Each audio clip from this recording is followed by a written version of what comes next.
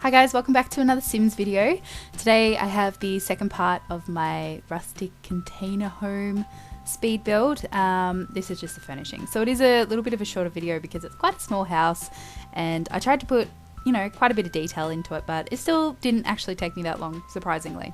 I think I've cut a few things out just to make it a little bit quicker, but yeah, hopefully this video doesn't drag. And the good thing is you don't have to listen to me too much. Yay! Yeah. Oh, I've already started. Anyway, I've used a lot of the laundry day items. I think I mentioned in the previous video, the first part of this. I've used a lot of laundry day items, which I have played around with a little bit, but I think this is the first house that I've actually done that's truly like a rustic sort of feel, or what I interpret as a rustic feel, because I'm not too up with the lingo, and I'm basically just used to modern. I know what modern is, and that's about it. And that's what I know. Like, I'm pretty good at modern builds, and this was a little bit different for me. Like, I still think the house has a pretty modern feel to it, like the layout, and I don't know, it still looks kind of sleek, even though the furnishings are pretty rustic. So yeah, the trick, that little TV in the container. Wow, in like the little unit thing, we are well past it now. Yep, that TV right there.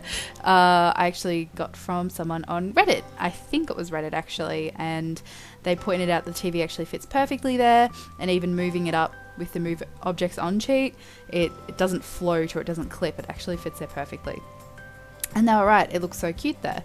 I did mention in the first part of this speed build that there's no computer, and at the time that wasn't intentional, but I'm kind of glad that that is the case now, because I think this house is sort of more suited to like an older couple, or maybe someone who is a little bit removed from technology. Like, we still obviously have a TV, but it's not a very big one.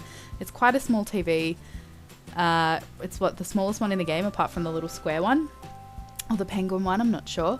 But yeah, it's quite a small TV. They don't have a lot of electronics. It's a very basic house with a lot of just clutter and things other than technology to do. Like, there's a few easels, and yeah, that's about it really. There's some easels, and that's about it, and a lot of chairs and plants and lamps. But yeah, I like the idea of putting like a little pile of clothes on that little wicker chair. Like, I don't know, it just seems like something that actual people do in real life. So I like doing that, and I love these wicker love seats. Are they like love seats? I guess they're called. I love these. It's probably one of my favorite items from the laundry day pack. And I've just tucked a little armchair onto the windowsill, which actually, with the lighting, it recognizes as being outside, which is kind of annoying. And I don't know if it's actually functional, because I was saying on Twitter today, like, I'd say about 90% of my builds I don't play test. Mostly because I'm lazy. And like, I don't even consider playtesting until like I've already uploaded the video, and that means I have to open the Sims again, and because I've got so much custom content, it takes a while to open and get going, and it's like I cannot be bothered. So I'm sorry if there's any issues. This is my statement, my official statement. I don't really playtest my builds, and I know I should, but I don't think I'm going to. I don't see that changing for a while, really, unless it is something specifically that I need to work. Like, if it's an actual necessity, then yeah, I'll test it, because this is actually for the Reddit build challenge. And with the Reddit challenges, there is this rule, you can use move objects, but like necessary items need to be functional, so like stoves and showers, etc. So usually I don't play around with them too much. Like, I know those objects will work, but it's just things like this, like that little chair, and obviously the chair with the clothes on it, I don't think you can sit on it. If they can, that's interesting. But yeah, so in general, I don't play test my homes unless I absolutely have to. Yeah, but I actually like, I know it kind of clashes, right? The floorboards and the wall coverings. I know it clashes, but at the same time, I think it looks good in like a weird way. It's very orange, basically. Is this the solid color challenge? I don't know. I was trying to make that dining table and chairs work because I thought it was really cute, the little yellow chairs, but it just didn't fit. I wanted to put like a little island bench in, so I just deleted it, and there is that I didn't actually remember at the time. I was like, oh, that's fine, they can just use the stools and eat that way.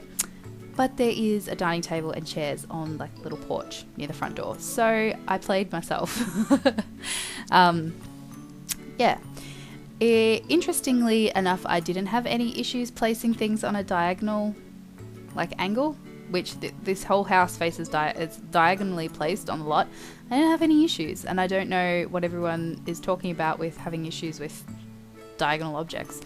I guess I might be cheating because I have move objects on. Maybe that just makes it so much easier, but I don't know, I really did not struggle at all. It just felt like building a normal house. I struggle quite a bit normally with building anyway, like I'm not that good, so maybe that's why. Maybe it's really obvious if you're just not good.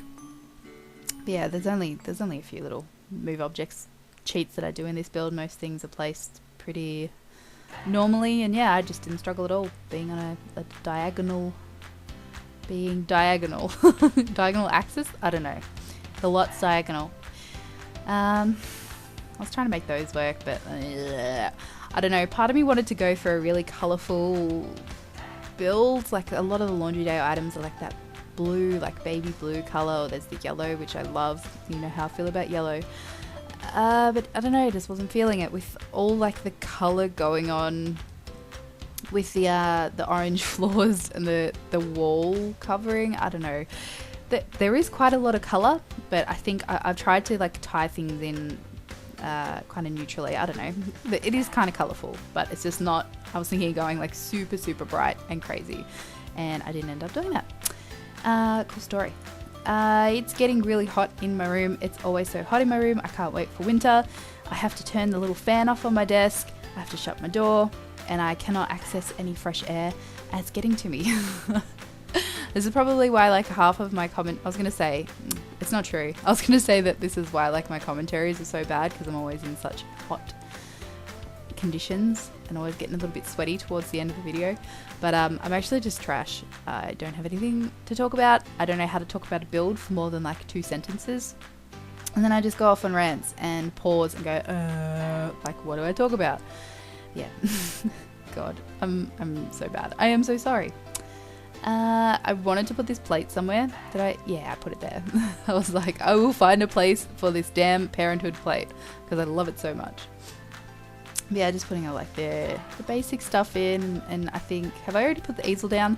I don't know, because I wasn't looking at the screen. That's when you know you are bad at commentaries. You don't even look at what you're commentating on. No, I haven't done it yet. I love this little like the little ironing board, washboard, like wall decoration. It's so cute, and I've finally been able to use it in a build. I've used like the ironing board on its own before, but not like with the washboard and everything. So in the little towel rack, it's so cute. I love it. Here's where I put the easel. I actually put the easel up on the window sill, and it ends up looking super, super cute, but I don't know if it's functional. But there is one upstairs, so that's fine. These windows are so great. They are really, really great.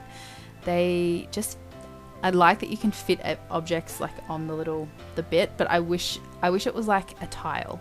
Like I wish they'd made it. I understand why they didn't. Like it causes problems because it's not technically inside because the boundaries of the walls. So I mean, I'm guessing that's quite complicated. But I would like it if that was a tile where you could actually place objects and the lighting was normal. But yeah, I mean they're cute anyway. I can't really complain. I didn't really know what I was doing with the bedroom, to be honest. So there is no bathroom downstairs, which is pretty annoying, and I'm sorry, I just couldn't make it work. I cut out the start of this video because I had like a little block in there for the toilets because there wasn't really anywhere to put a toilet where there wasn't a window, and I didn't want to like cut out the window from the rest of the room. Like that's the point, like, you know what I mean? So I put the bathroom upstairs. I don't know how annoying that is because the stairs to go upstairs are outside. Excuse me.